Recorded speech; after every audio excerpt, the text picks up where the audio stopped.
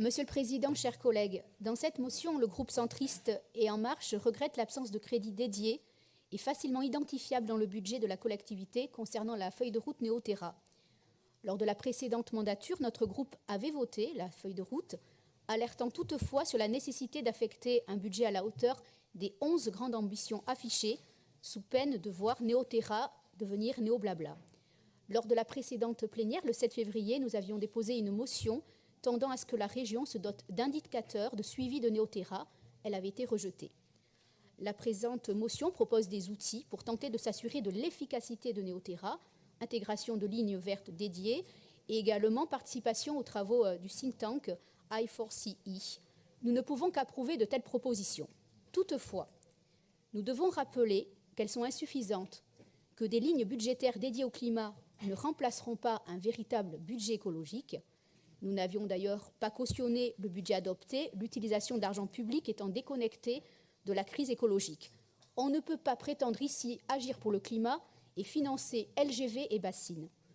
Tous les fonds publics régionaux devraient être utilisés de telle manière à respecter les accords de Paris. Hier, Antonio Guterres, secrétaire général des Nations Unies, en préambule des 2 semaines qui s'ouvrent là, de négociations des États sur le rapport du GIEC, a clairement indiqué ceci. Si nous continuons comme ça, nous pouvons dire adieu à l'objectif des 1,5 degrés.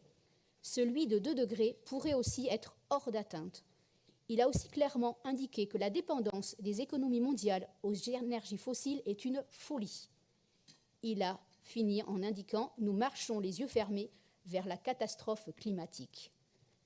Nous souhaitons ici également relever la duplicité du groupe centriste et La République En Marche. Ainsi, par exemple, l'un des objectifs de Néo-Terra est de sortir des pesticides cancérigènes, mutagènes, reprotoxiques en 2025 et des pesticides de synthèse en 2030. Or, nous n'oublions pas qu'il y a moins d'1 an, à l'Assemblée nationale, les mêmes ont réintroduit les pesticides néonicotinoïdes, pesticides tueurs d'abeilles. Nous n'oublions pas les renoncements systématiques de l'exécutif et de la majorité à l'Assemblée nationale concernant l'écologie en raison de leur soumission au lobby. Rappelons que par décision du 3 février 2021, le tribunal administratif de Paris a reconnu les manquements de l'État et par décision du 14 octobre 2021, la même juridiction a condamné l'État français à réparer le préjudice écologique causé en l'absence d'engagement. L'urgence écologique ne peut pas se contenter de paroles. S'il vous plaît, on a bien compris parce que ça fait au moins 5 ou 6 fois que ce discours est tenu depuis le début de la plénière. Si vous pouviez raccourcir. Tout à fait. 2 phrases.